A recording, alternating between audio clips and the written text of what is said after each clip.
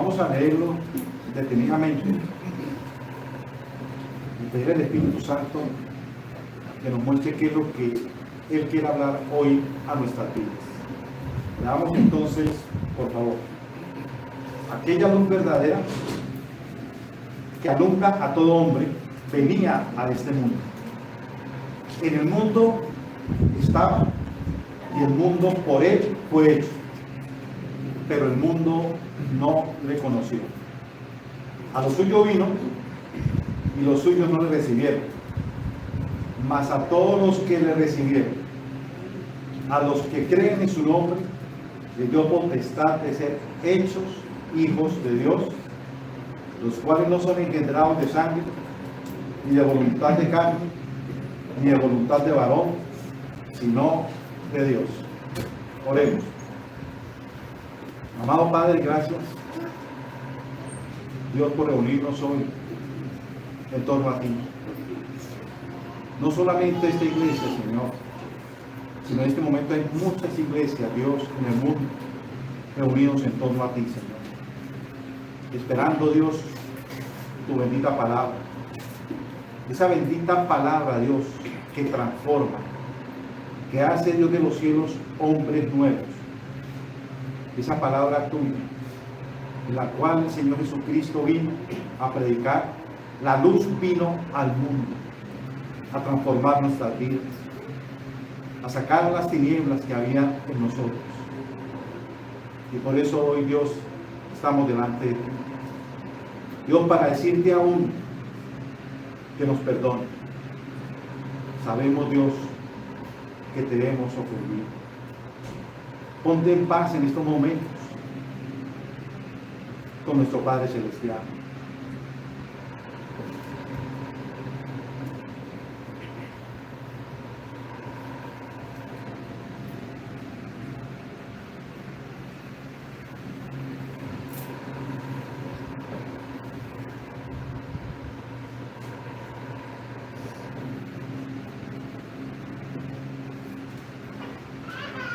Dios, gracias por permitirnos acercarnos a ti a través de la obra grande y maravillosa de nuestro amado Señor Jesucristo,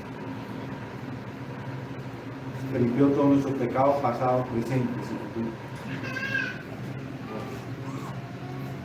Dile al Espíritu de Dios que hable hoy a lo más profundo de tu corazón.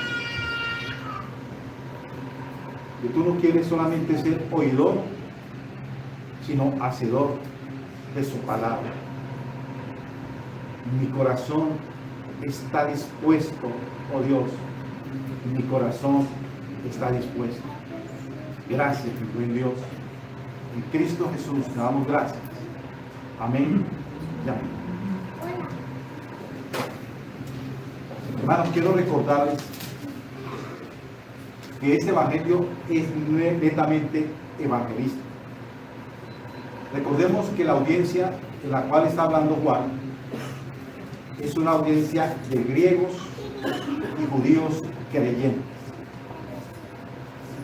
¿Por qué lo estaba haciendo Juan? Porque en ese tiempo existían muchas sectas como los gnósticos y aún muchas más. Y es lo mismo que pasa hoy en día. Encontramos muchas falsas iglesias, falsos profetas, ¿sí?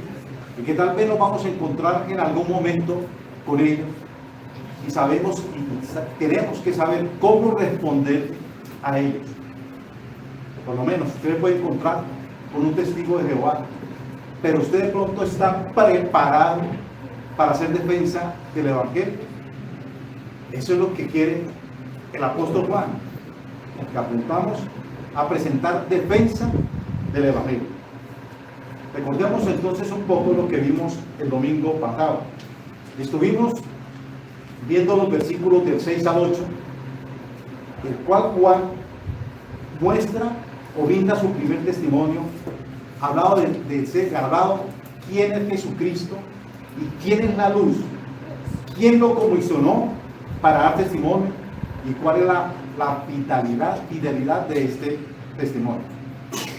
Ahora en los versículos 9 al 13 da su propia evidencia, acerca de quién es la luz y de forma resumida dirá quién es la persona del Verbo y la obra que vino a hacer en este mundo, en los diferentes escenarios en los cuales Jesús se presentó. En estos versículos, Juan va a empezar a introducir la palabra creer, pero también introducirá importantes doctrinas como la depravación total, la regeneración o el nuevo nacimiento. Por eso he nombrado este sermón la luz que testifica y transforma. Vamos a ver 3 puntos muy importantes de estos versículos.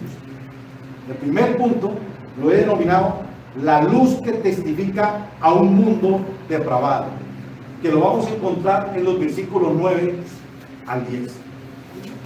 Voy a leerlo nuevamente para ustedes.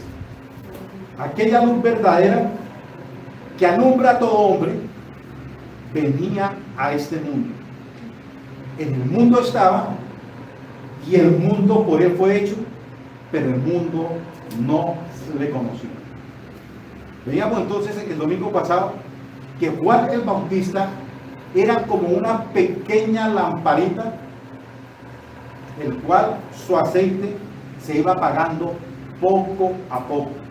Por eso él mismo dijo, es necesario que yo mengue, ¿para qué? Para que Cristo crezca. Nos dio a comprender que Cristo es la luz genuina, que Cristo es fiable y su misión es alumbrar a todo hombre. La frase alumbrar a todo hombre ha tenido muchas interpretaciones, pero voy solamente a nombrar 2 porque estas son las que más se mencionan hoy en día. La primera dice que Cristo iluminó a toda la humanidad, de modo que cualquiera tiene el poder de ir a Dios o de elegir si va o no a Él. Esta postura es conocida como el universalismo. Esta postura está rechazada por el mismo Juan el apóstol en Juan 6:44. Y él es muy claro en decirlo: nadie puede venir a mí si no lo trae el Padre que me envió, y yo le resucitaré en el día final. Si el Padre no lo trae, no puede ir realmente ¿a quién? A Cristo. Pero hay una frase que me encontré espectacular de William Hendricks. Es un teólogo y un escritor, y él dice lo siguiente: Cristo ilumina a todo hombre que oye el Evangelio. Acuérdense de esto: Cristo ilumina a todo hombre que oye el Evangelio. Es decir, que da un cierto grado de comprensión en los asuntos espirituales, pero que necesariamente no resulta en la salvación. No responde favorablemente. Muchos de los que tienen la luz prefieren las tinieblas.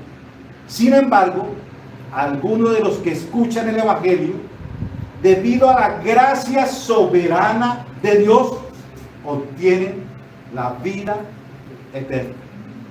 Obtienen la vida eterna. Y Juan es muy claro. Hay unos que creen en sus palabras y salen a la luz, y otros que la oyen pero no creen y permanecen en tinieblas.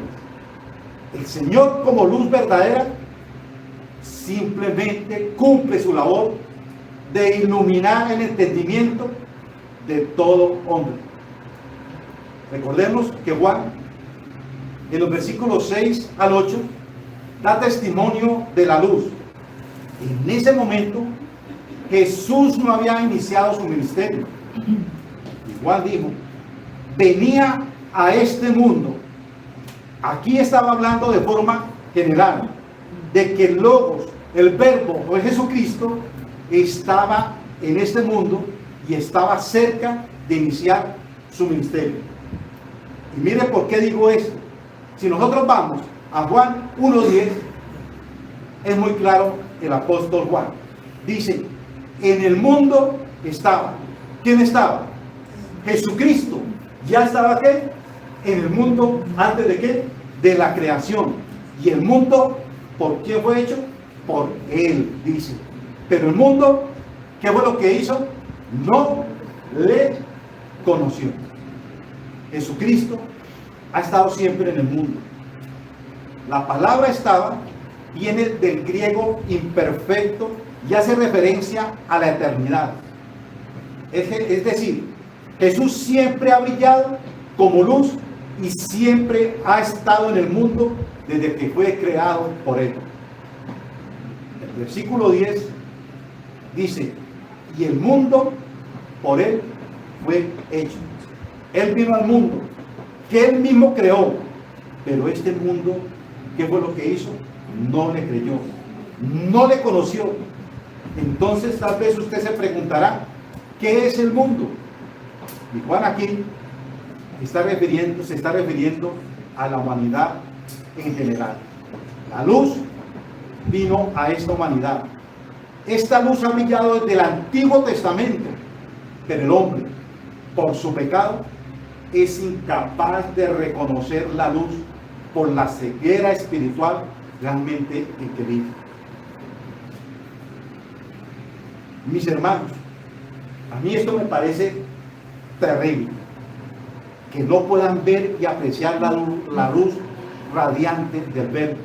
¿Por qué? Por su depravación total. No la estiman, no la valoran. Para la humanidad esta luz es contraria a los anhelos de ellos, contraria a sus anhelos, contraria a sus afectos, contraria a sus pensamientos. ¿Por qué? Porque la luz viene a ser lo opuesto de lo que el mundo ofrece hoy en día. Y eso es lo que nosotros llamamos depravación total del alma humana. Déjenme decirle, mis hermanos, el alma humana no tiene una pizca de bien espiritual.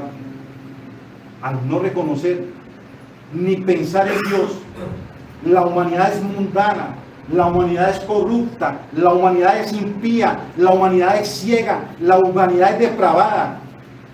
O mejor dicho, la humanidad anda en completa tiniebla. Detesta la luz, detesta el Verbo y no reconoce a Jesucristo. Es terrible, hermano, y a la vez es muy doloroso que la humanidad no crea en Dios. La humanidad lo aborrece. La humanidad aborrece a su creador. Yo trato de comprenderlo en mi mente humana. Y es que yo no llego a comprender, mis hermanos, el gran amor de Dios. Porque ese Cristo mismo, el Cristo mismo es el que toma la iniciativa de venir a donde? A la humanidad caída y habitar en medio de ella. Pero la humanidad no lo reconoce, no reconoce a su hacedor. Pero hay algo aún peor que eso en la depravación del hombre. Y es nuestro segundo punto. La luz testifica a un pueblo depravado. Bien lo dice el versículo 11, a los suyos vino y los suyos no le recibieron. El primer punto nos está hablando que la luz vino a un mundo depravado. Pero aquí habla a un grupo específico, a su pueblo. Y lo que aquí se relata es inaudito. Este es un acto, mis hermanos, de rebeldía cósmica. Porque primero el Creador viene a su creación y es desconocido por ellos. Ahora el texto nos indica que vino a su pueblo escogido especial. Y nosotros recordemos un poco que fueron 400 años que la luz se apagó para este pueblo. Después vino esta luz. O sea, el Señor Jesucristo. 400 años privada de la luz divina. Después de esto, ¿qué es lo que hace Dios? Envía lamparitas para preparar a su pueblo. Y cuando por fin salió el sol de justicia en el alma, o sea Cristo, la gente salía de sus casas y decían: ese no es el sol, y regresaban a sus hogares. Su ceguera total, su depravación total los hizo regresar a las tinieblas, aferrarse y amarla más que a la propia luz en la cual Dios había enviado. Y déjenme decirle, mis hermanos, tal vez a usted le pasará, porque a mí me pasa. A muchos nos duele y lloramos por ver a nuestra familia, amigos y aún a la humanidad con esa actitud de rechazar la luz. Les hemos predicado en esta familia, no quieren aceptar la luz, no quieren aceptar el Salvador. Él vino a darle luz, a sacarlos de esas tinieblas, pero desafortunadamente, ¿qué hacen? Lo rechazan. Pero tenemos, hermanos, un consuelo, que eso no solamente sucede en este tiempo. En el Antiguo Testamento también sucedió esto, mis hermanos.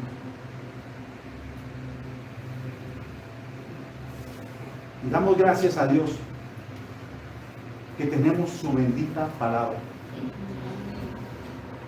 Hermano, Éxodo 20, ustedes lo van a leer en sus casas detenidamente. Pero hay algo así.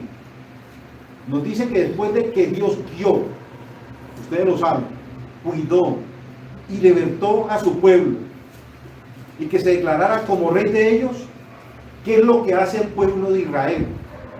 Lo rechaza como rey y pide que un rey como todos los pueblos. Tremendo es, siendo Dios el mismo rey de ellos, lo rechazan, lo repudian y le dicen: Dios, no te quiero a ti como rey, mándeme un rey como todos los pueblos. Y si ustedes se acuerdan, mandó al rey Saúl. ¿Y qué hizo el rey Saúl? Prácticamente esclavizó a su pueblo. Pero no contentos con esto, ¿qué es lo que hacen? Rechazan su ley. Ellos inventan nuevas leyes y desprecian las leyes verdaderas. También lo rechazan como Dios. Pues ¿qué es lo que hacen ellos? Hacen ídolos como las demás naciones que estaban a su alrededor. Y aún más, mis hermanos, siendo el pueblo de Dios, lo desprecian. ¿Y qué es lo que hacen? Lo traicionan con ídolos, con los ídolos de las otras naciones. Adulteran en contra de Dios. Por eso vemos en la Biblia que Dios muchas veces los trata como adúlteros. La mejor ilustración que podemos encontrar en la Biblia es lo que leyó el hermano Carlos. Yo quiero que la busquemos y la leamos detenidamente. Isaías 1, de los versos 2 al 4. Esto es una realidad, pero a la vez es muy doloroso.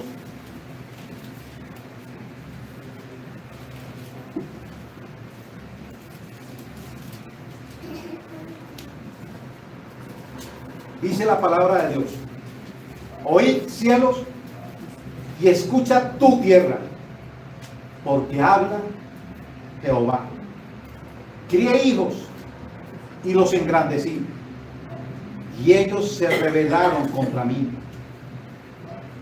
El buey conoce a su dueño, y el asno el pesebre de su señor. Israel no entiende. Ya empieza como el dolor de Dios. Mi pueblo no tiene conocimiento. Oh gente pecadora, pueblo cargado de maldad, generación de malignos, hijos depravados, dejaron a Jehová, provocaron a ira al Santo de Israel, se volvieron atrás. Y miren lo que hace Dios. Y Dios pone como testigo a la creación cuando Él dice: al cielo y la tierra pongo como testigo. Y luego le dice: crié hijos y los engrandecí, pero se rebelaron contra mí. Ellos se rebelaron en contra de su Señor. Y da un ejemplo de la naturaleza que es vergonzoso para el pueblo de Israel, diciendo: el buey conoce a su dueño, y el asno el pesebre de su Señor. Mis hermanos, los animales irracionales entienden quién es su amo, pero Israel es peor que estos animales.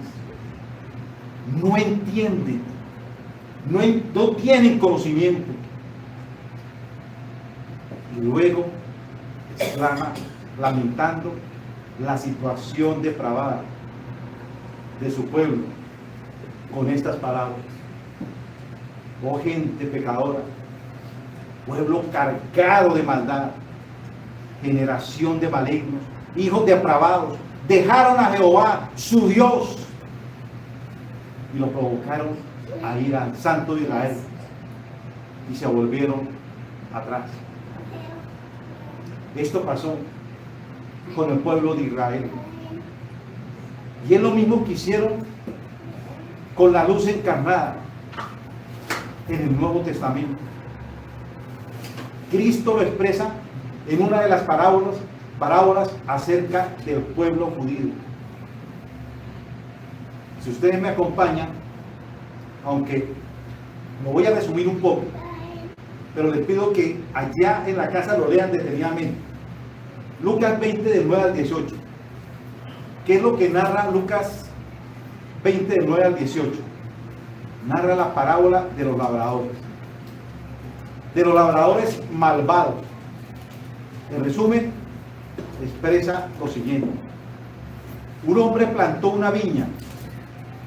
Ese hombre viene a ser Dios, y se la dejó a unos labradores, y después de mucho tiempo envió uno tras otro a sus trabajadores, y mandó trabajadores fieles que moraban con él. Pero estos labradores perversos, los cuales les había dejado la viña, golpearon a todos y los echaron de su viña. ¿Qué hace este Señor? Dios, finalmente el dueño de la viña, decide enviar a su propio hijo, diciendo: seguramente respetarán a mi hijo, pero estos malvados matan a su hijo, pensando que así quedarían con la herencia. Esto sucedió en el Antiguo Testamento. La luz envió muchas lámparas pequeñas, o sea, los profetas, a las que despreciaron, golpearon y mataron. Finalmente la misma luz verdadera viene a este mundo, y aquellos que suponían que tenían la luz no le recibieron, lo despreciaron. Esos que profesaban creer en Dios, en el Dios de Abraham, en el Dios de Isaac, en el Dios de Jacob, supuestamente esta gente era la más religiosa de aquel entonces. Romanos 9 dice lo siguiente: los judíos tenían la ley, tenían los profetas, tenían los pactos de adopción, los patriarcas. Esto era el pueblo escogido de Dios, y se suponía que tenía más luz más que el resto de los demás. Pero la depravación del hombre es tal que se engaña a sí mismo. esto nos da a entender que Dios mismo es el que se encarga de dar el don de la fe salvífica y el don del arrepentimiento. Nadie, pero nadie, mis hermanos, absolutamente nadie puede dar la luz y apreciarla, por más religioso que sea o que se cree ser. Resumiendo todo esto, encontramos dos grupos. Por un lado, el mundo impío tras las naciones paganas, y por otro lado, su pueblo escogido. Los religiosos que dicen creer en Dios, pero que no le dan la bienvenida a Dios, lo rechazan con todo su corazón y gritaron: crucifícale, crucifícale. Esto, mis hermanos, es demasiado doloroso. Entonces, encontramos dos grupos de personas que son iluminadas por Jesús, pero ninguno de estos lo acepta. Veamos finalmente, hermanos, la esperanza que existe para un tercer grupo que también es iluminado por Jesús, pero ya no de una forma externa, sino de una forma interna. Y este es nuestro siguiente punto. La luz transforma a los depravados. Verso 2. Dice la palabra del Señor: mas a todos los que recibieron, a los que creen en su nombre, les dio potestad de ser hechos hijos de Dios, los cuales no son engendrados de sangre, ni de voluntad de carne, ni de voluntad de varón, sino de Dios. Entonces, nos está diciendo que a todos los que le recibieron, los que le aceptaron, los que le reconocieron y le dieron bienvenida a esa luz, todos los que siguen unidos a Él por medio de una fe viva, a los que Él redimió, a los que Él transformó a la imagen de Dios, a estos se les expidió un derecho, la autoridad de que de llegar a ser hijos suyos, y nadie, pero nadie, los podrá arrebatar de su mano. Esto, mi hermano, es un don de Dios, es la gracia de Dios derramada sobre nosotros. Y aquí encontramos dos contrastes entre los dos primeros grupos de personas y el tercero. Mire cómo inicia el versículo: mas a todos los que le recibieron, queriéndonos que decir que tú y yo éramos de los dos primeros grupos, éramos mundanos o éramos falsos religiosos. Pero la parte inicial también se puede traducir: a tantos como le recibieron, que estaban en medio de la humanidad depravada, impíos, que estaban en medio de un pueblo judío que rechazó a Dios. Pero había unos cuantos que realmente sí le recibieron. Miremos entonces el primer contraste que encontramos en este mundo caído, que no conoce la luz. Vamos, mis hermanos, a Romanos 1, del 22 al 25.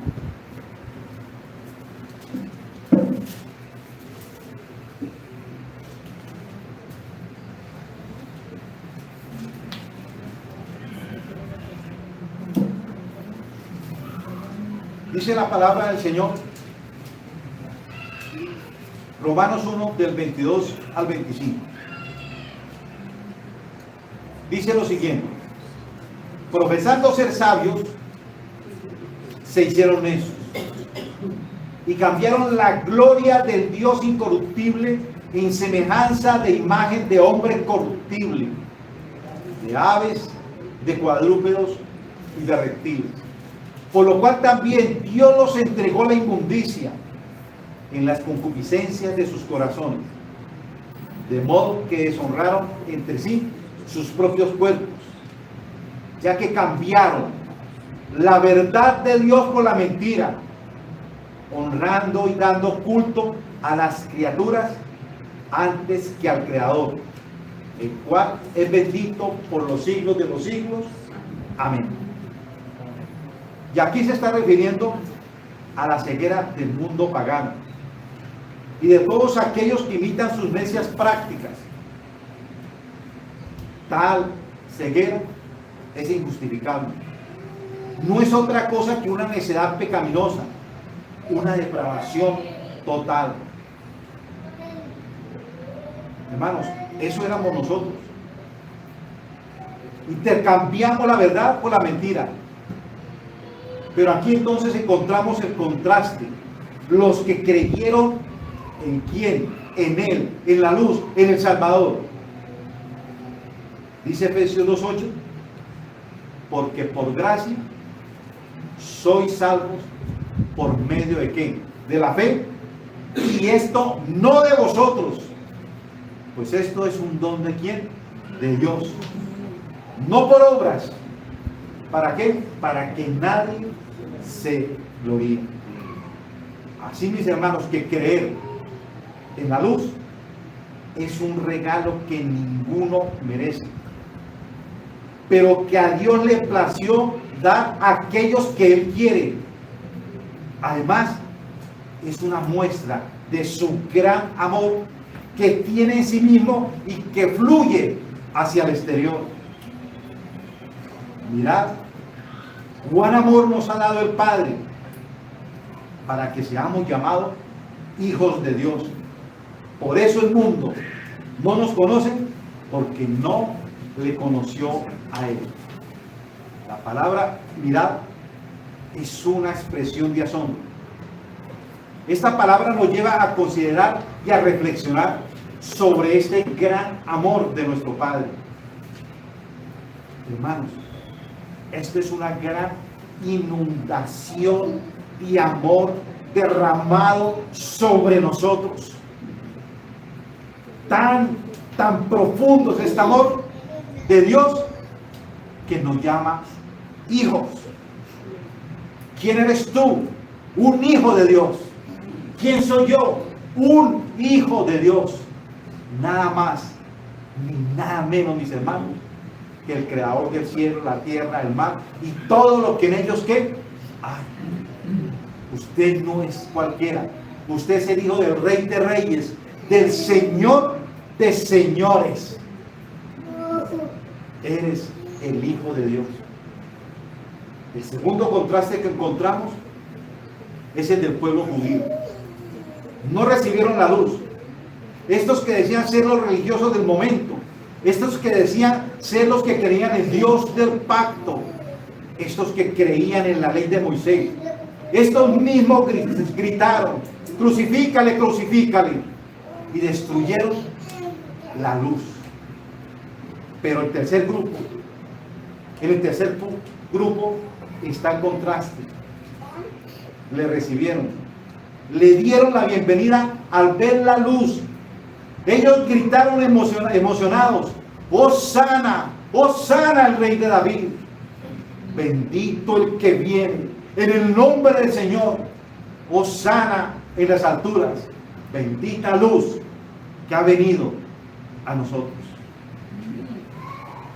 El tercer grupo, la de los hijos de Dios, esa misma luz que alumbró a este mundo en general y alumbró a los judíos, a los que le recibieron, le dio la gran potestad, el derecho, la autoridad, el privilegio reservado y exclusivo de ser hechos hijos de Dios. Y aquí lo que nos está hablando Juan es la doctrina de la regeneración. Cristo cambia la naturaleza de aquellos que llegan a ser hijos. Y esto tiene su misterio. ¿Por qué tiene su misterio? Porque no hay forma de que la oscuridad se haga luz. Pero eso precisamente es lo que Dios hace en su maravillosa gracia. Dios da vida a los muertos. Cambia la potestad de un hijo del diablo a un hijo de Dios. Esto es lo que dice su palabra: los cuales no son engendrados de sangre, ni de voluntad de carne, ni de voluntad de varón, sino de Dios. Y aquí Juan nos da tres negaciones categóricas y una afirmación celestial, en la cual conforta nuestro corazón para todos aquellos que realmente han creído en Cristo como su luz. La primera negación lo dice bien en su palabra. ¿Qué dice? No son engendrados de sangre. No son engendrados de sangre. Los hijos de Dios no son hijos de Dios por parentesco, por ser cristiano. Esto no es hereditario. No se llega por nacer de padres cristianos. Y Juan lo explica muy bien en su palabra, que más adelante vamos a ver. La segunda negación dice, no son engendrados ¿de qué? De voluntad de carne. Esto significa que si eres hijo de Dios, no lo eres por esforzarse moralmente en cumplir la ley de Dios, o porque no falta ninguna reunión de la iglesia, o porque eres muy inteligente y entendiste la doctrina bíblica. Pablo lo explica muy bien en Romanos 9 del 10 al 16 cuando él habla de la elección. Pero veamos la tercera negación, en la cual nos dice, no nacen de voluntad de varón. Lo que significa que nadie llega a ser hijo de Dios porque alguien más quiere que lo sea. Usted tiene que entender que la iglesia nos salva, que el pastor nos salva. No hay ninguna religión sobre esta tierra que salve a alguno. No la hay. No es el esfuerzo del hombre el que salva a otro hombre. No son, mis hermanos, las buenas obras. Es decir, no hay algo en mi interior o exterior que me pueda dar nuevo nacimiento. Y lo hemos entendido muy bien. El que da el nuevo nacimiento, nueva regeneración, es la afirmación celestial. Dios es soberano en la salvación. Cuando Cristo tuvo esa charla con Nicodemo, ¿qué fue lo que dijo? El que es nacido de la carne, carne es. Y el que es nacido del Espíritu, Espíritu es. Mis hermanos, Dios no te salvó porque vio lo bueno que eres, porque vio que íbamos a creer por ser mejor hombre o por obras de justicia. Él nos salvó por pura misericordia. ¿Por qué? Por el lavamiento de la regeneración y renovación de nuestro espíritu.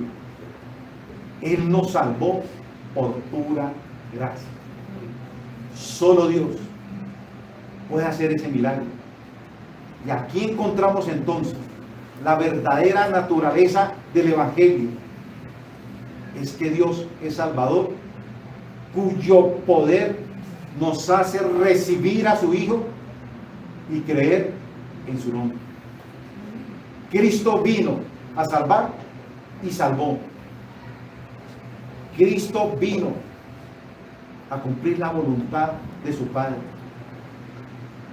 y lo hizo. Los hijos salvados ya estaban antes de la creación del mundo. Ya estaba la lista de los que Dios iba a ¿qué? A salvar. Y nadie puede cambiar esa lista. Absolutamente nadie la puede mover. Cristo, siendo perfecto, se hizo imperfecto. Estando en pañales indefensos, acostado en su miserable pesebre, ¿qué fue lo que hicieron las huestes especiales? Cantaron gloria a Dios en las alturas y en la tierra paz a los hombres de buena voluntad.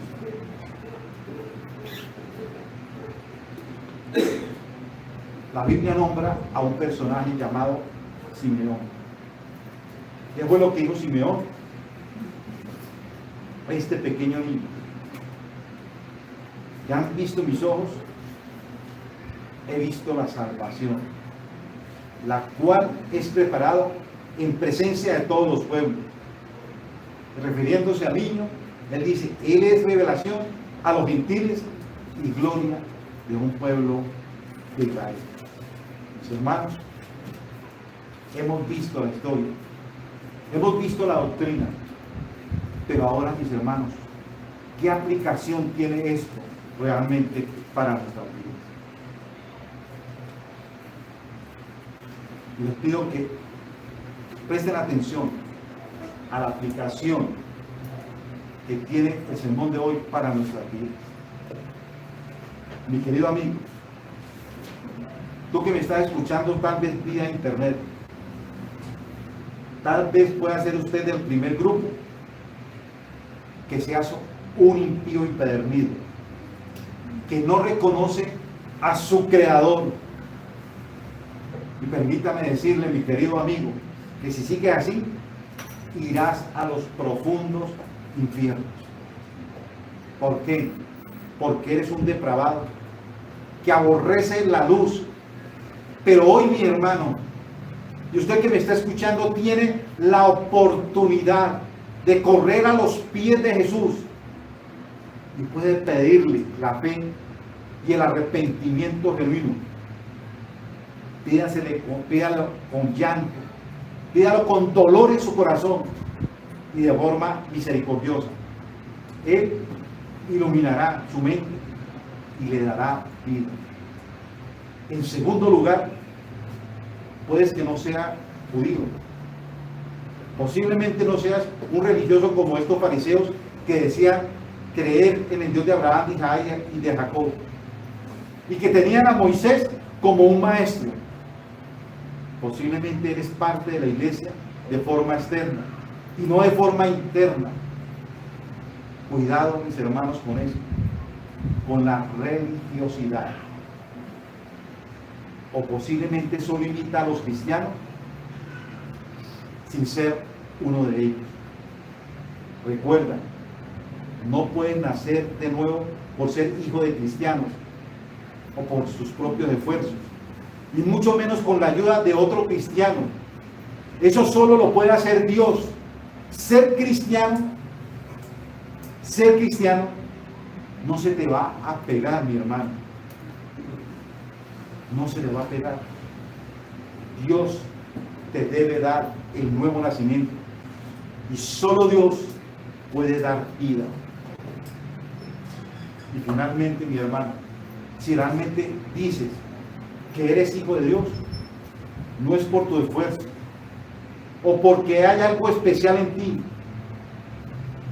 Y yo te pido que deje el orgullo, que cultive, mi hermano, la humildad, porque tú no mereces ser hijo de Dios, ni yo tampoco lo merezco. Ninguno de los presentes lo merece. Lo único que merecíamos nosotros es ir al infierno eterno. Mire, mi hermano, por sola gracia sublime de Cristo es que nosotros somos salvos. Por gracia Él iluminó e irrumpió cuando nosotros nos encontramos en nuestro propio sepulcro, como huesos muertos y secos. Ese día que vino Cristo por gracia, ¿sabe lo que hizo Cristo con nosotros? Él fue el que levantó la tapa del sepulcro y nos dio vida para que pudiéramos salir y venir a Él. Si eres hijo de Dios, mi hermano, yo te pido que viva como hijo de Dios. Si eres luz que brilla en este mundo, y si no brillas, posiblemente te engañas, entonces vienes a ser parte del segundo grupo de religiosos.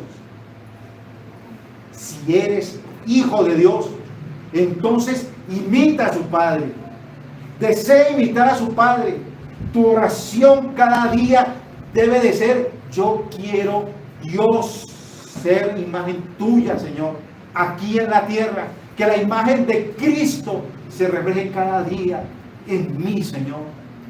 Hay una humanidad que lo necesita. Mi familia lo necesita.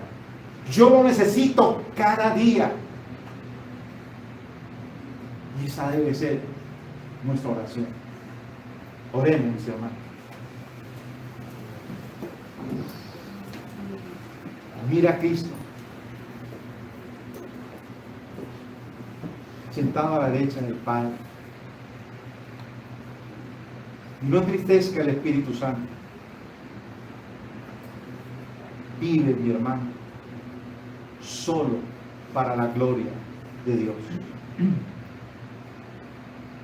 Espíritu Santo, tú conoces mi corazón. Me he llamado hijo, pero a veces con mis actitudes no parezco hijo. Señor, Espíritu de Dios, ayúdame cada día a que la imagen de Cristo se refleje en mí.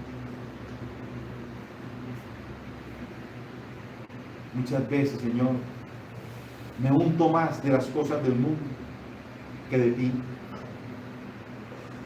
Muchas veces prefiero el mundo que a ti. Yo no quiero ser ninguno de los dos primeros grupos en la cual viniste, iluminaste, pero lo rechazaron y te mataron, Cristo. Quiero ser ese tercer grupo, pero de corazón. Hosana, el que viene, en nombre del Señor. Aquí está mi vida. Tómalas tú. ¿Qué quieres que yo haga? Enséñame a obedecer, oh Dios, tu palabra. Te alabamos, Dios, en Cristo Jesús, Señor nuestro. Amén. Y amén.